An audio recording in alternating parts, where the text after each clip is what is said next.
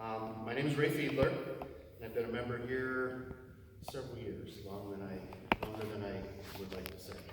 So, one of the things I will get into a little bit about what I do, but part of what I do, I get a chance to go to a number of trainings and presentations, and in that capacity, we get to see a number of speakers. And I like to kind of know where the speakers are coming from before I hear them. What is their angle? Because everybody has an angle, right? So I'm going to tell you a little bit about myself and how I came to be here before I get into kind of the meat and potatoes of what we're talking about. I grew up in Clinton, Iowa, which is right on the Mississippi River, in a town about the size of Fort Dodge. Went to a small school there in Comanche, graduated in 1981. So, it's a long time ago. That was before I was born, that's why you're looking at me like, I'm not gonna admit that. I ended up with the DCI, Division of Criminal Investigation, and that ended up being my career. I've been with them for about 26 and a half years. My interests are sports. I'm a big Hawkeye fan, Steelers fan, Twins fan, and St. Louis Blues fan. So I kind of cover the whole gamut. Sports is pretty prevalent in our household. I also like music, and all kinds of music, except for maybe twangy country. Sorry, twangy country fans, but I'm not a big country music fan of twangy country. But if you look at my playlist, you see a big variety of Bailey blues, rock and roll, some country, classical music, so it covers the gamut, right? It's a pretty wide variety. When I was growing up in Clinton, my mom and dad were both teachers. They both were teachers, one in Clinton and one in Comanche. They were active in my sister. I have a sister.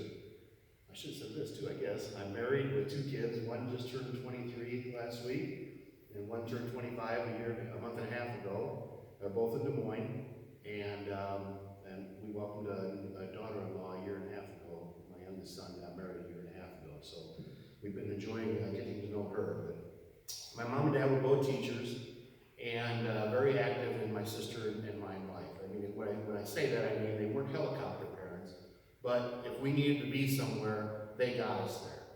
And I did a lot of sports growing up, and contrary to what it may look like now, I was actually a pretty decent athlete back in the day. But I played football, basketball, ran track, and played baseball. And so I was pretty active the whole time. And my mom and dad never missed anything that I did. And that was important to me, especially now looking back. Music-wise, I played drums since 5th grade, and they were at every concert and made sure I got to practices and lessons. So they were very active in making sure that we were doing what we were supposed to be doing. They also made sure that we got to church on Sundays. And I gave my dad's eulogy a couple years ago, and I was up front, and we were sitting up front in this part of the church. And it's Emmanuel Lutheran in Clinton is about a third of this size, very small. And I said, in part of that eulogy, I said, I don't remember ever sitting up here. I didn't know what the church looked like from up here, because we sat back over here. We were good Lutherans, we stayed in the same spot every Sunday. But they made sure we got to church on Sunday, and they made sure we got to Sunday school. And that was a pretty strong foundation in my growing up and becoming who I am, because I got to meet some really good people. And you're going to hear a running theme in this, because I was active in the church, I was active in the youth group, and I surrounded myself, or I was surrounded by good people. As a member of the youth group, I was asked to be on the church council at Emmanuel Lutheran. So I got a little bit of a look at the behind the scenes, how things work early at a young age.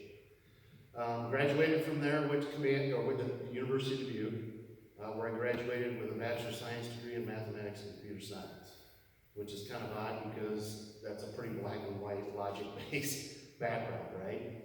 But I was still kind of active very active actually in campus ministry. And again, got to meet some really good people that are still, to this day, lifelong close friends. So I guess, going back to that theme, I had a chance to surround myself with good people, okay? After college, I did a couple odd jobs before I got with the DCI. I finally found my calling, I guess, found my place with the Division of Criminal Investigation. About 21 years ago, not quite 21 years ago, I got transferred out here to Fort Dodge. I'd been with the DCI for 4 years, and they transferred me out here to work what I wanted to do, and that was investigate. It's going to sound weird to some people, but I wanted to investigate murders. I wanted to investigate kidnappings. I wanted to get into that whole figure the puzzle out thing. And so this is my opportunity to come out here and do that. When I did, I wanted to find a church family as well. And we did, my wife and I looked at a couple different churches, and we ended up here in St. Olaf. And again, I feel like I have been surrounded by good people here. And as I look back on that, I'm beginning to feel that now maybe I wasn't surrounding myself with good people, more that I was led to be at a place where there were good people. And I feel that was more not my doing, okay? You know where I'm going with that, because I think we can control some of that, but I think we are led some. God knows the plans He has for us, okay? I consider myself very fortunate that I work with some really good people. Unfortunately, I don't get to see them that often because we spread out our guys that do what I do throughout the state. The guys that I work with in my zone, there's 7, we have eight total, 7 and a supervisor, are all pretty strong people in their faith. And so when we get together for training and firearms and stuff like that, we'll have lunch or dinner, and we'll talk about how things are going at church or how we feel about our religion and our faith and how things are going. We're not afraid to broach that topic. And it's kind of refreshing because everybody that I work with are Class A personalities, type A, very strong, independent people, and they are not afraid to express their opinion. And we get some great conversations going. So that is a little bit about me and growing up, and it sounds really good, right? But like everybody else, I've gone through tough times. It wasn't an easy decision to leave my family in eastern Iowa and my wife's family in western Illinois to come out here. Okay, it wasn't an easy, and we have had our trials and tribulations like everybody else. And we've been tested throughout life, both individually, and I believe we've been tested here at the church as well. Last week, I got a chance, like I said, it was my youngest son's birthday last Sunday, and he invited us to go to his church with him. And so we went down and participated in their service, and then went to lunch and did some stuff with him and his wife that afternoon. And in listening to the sermon that the minister gave, he talked about the church at Smyrna. And he talked about how they were told, and this kind of stuck with me, they were told that you have suffered, you will suffer, and then you'll die. And I thought, well, nice talk, Ray. But as you think about that, it's very true. Life is not easy. We suffer through how many relatives, friends passing away, injuries, illnesses. Life is a trial. And I think part of that is he went a different way in his sermon, but when he said that we have suffered, we will suffer, and then we'll die, I took it as a different fork than he did. I thought, okay, that's true, but I think a lot of it is how do we react to that? How do we change, or how can we affect our lives in the midst of all this trial and tribulation? And I think we're seeing that not just individually, but we also see it here at the church, especially the last few years. Where we've gone from a pretty solid, administration and ministerial group to interim to a new pastor to she gets here a month and we're shutting the church down. And that's a lot to go through. And people get stressed out, and they face a lot of adversity in that type of thing. So I thought about, okay, how do we react to that? And brought me back to 2 of my favorite sayings. One of them was, I saw a soldier over in Afghanistan being interviewed by a reporter. And it was Afghanistan. And if you know anything about Afghanistan, that alone is bad enough. But he's getting shot at every day by people that want to kill him. And the reporter asked him, how do you do this every day? And he says, well, you embrace the suck and you move forward. And is that true or not? I mean, you don't wallow in pity. You keep moving forward or you're going to get left behind. And I had a chance a few years ago to work an investigation, a murder investigation, where a very sick and demented person drove his car to a high school weight room and walked in and thought that the high school football coach that he played under was Satan and that he was going to destroy Satan. And he walked into this weight room full of high school kids, walked up to the coach and shot him and killed him. That coach was Ed Thomas, the Appleton Parkersburg coach, nationally known high school football coach. And it sent shockwaves. I remember getting a call at 8 something in the morning, and by the time I got a shower, or got ready, and got on the road, I wasn't to Webster City before it was hitting national news on ESPN. So this was going to be a big deal, right? So when I got over there, I remember I was assigned to interview a variety of people, and it came through, two things came through to me, that Ed Thomas was not just a football coach. His two big mottos were faith, family, and football. And we all know what number one was, faith. He was a leader in the community, and he was not afraid to express his faith.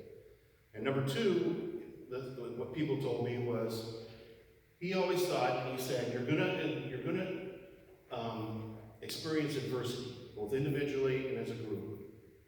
Keep moving forward and rely on your teammates. Keep moving forward and rely on your teammates when you experience adversity. So, now that I've got you all kind of depressed and you're thinking, what the heck is going on, right? We talked about the stewardship issue here at church, and one of the things we realize is we have adversity, but there is also hope. We have hope in not just ourselves, but the ultimate hope in Christ Jesus. And we settled on a verse as kind of a theme of Romans 15:13. May the God of hope fill you with all joy and peace as you trust in him, so that you may overflow with hope by the power of the Holy Spirit. Well, we've stuck together through this, especially these last few years, and I like to think we've become a closer community. And part of that is that we've kept moving forward. We keep moving forward, and we try to do what we think is the right thing. So what we're here today to talk about is stewardship. How do we keep moving forward? Everything here around you, all the building, the people, the music, everything, it doesn't get done without you, okay? And it doesn't get done without all of us. And in looking at this topic a little bit, I found one thing that was kind of interesting, and it stuck with me too, was that Christ Jesus has given us everything, and we have nothing. It was described more as Christ has given us all of our abilities, all of our talents, all of our resources. We are asked to be the manager of our house, okay? And so given that, given your talents, given your abilities, given your resources, I think we have to ask ourselves, how do we best manage those? And I talked about being active back in the day, and I'd like to think I still remain somewhat active in community and church, that God has given me certain talents. He gave me the ability to run and catch a ball. And he gave me the ability to play drums. And he has given me the ability to stand up in front of people and talk. My wife gets petrified when I stand up and talk in front of people. That's the biggest fear. She can't do it. And God has given me that ability. So if I don't use that ability, am I glorifying him? Is that really using my talents to the best? So I asked myself, and I ask everybody around to look around a little bit and ask, what can I do? Individually, what can I do to make this a better place? We all have something to give, whatever that is. And I'm not just talking, obviously we need money, right? The lights don't turn on, the salaries don't get paid, and stuff doesn't get done without, it's a business, the bottom line. And I think we all know that. But there are so many other ways that we can give and help with our time, talents, just to be a good manager of your house and volunteer. I know just coming in on Wednesday nights when we were able to and have dinner, and the guys and gals just serving up food. It was good to sit and talk to them and laugh and share some fellowship, you know, just across the counter, even if it's only for a couple minutes. And then sit down with the people at the tables, the families, and get to know them and their kids and joke and have some fun. And it's a great atmosphere. And I ask that if you have some, even if it's taking a spoon and putting mashed potatoes on a plate, do it. Because you never know who you're going to meet. You never know what that opportunity, what door is going to open. So I ask if you think you have a talent or a time or something that you can give to the church, think hard about doing it. Please work that direction. Also, I ask that you reach out to people. If you know somebody that you think could help, ask them. We've been without a guitar player for, I don't know, when Tony left, a year and a half ago, maybe? Oh, easily. Maybe more. And just in the band, to have a guitar player and somebody that shares your ideals and your backgrounds and knows the music and to fill that sound out is a big deal to me. I know last week when we went down to the church in Des Moines with my son, they had the band, and it sounded good. Now, granted, I'm not trying to dog Matt. I love Matt. We get along great. He's a great piano player. But to have the guitar and the bass and all that stuff to make the band better and sound better is a big deal. And so if you know a guitar player, this is just one example, reach out to them. What's the worst that can happen? They say no. Okay? But maybe they say yes. And now we've introduced ourselves to somebody who has the same background, same ideals, hopefully, and can help us grow forward and move forward in our efforts in these times. And we might expand, what we're doing here at St. Olaf. It might expand the church. So look around, embrace the adversity, look around, move forward, look around and see the people around you, because there are good people here, and there are good people in the leadership roles that are trying to do great things. We just need to keep moving forward and keep a positive attitude and keep that hope. So in closing, I'd like to close with a verse from 1 Peter chapter 4, verse 10. And that says, as each has received a gift, use it to serve one another as good stewards of God's varied grace. As each has received a gift. We all have gifts, and we all have the ability to give. So please think hard about how you can help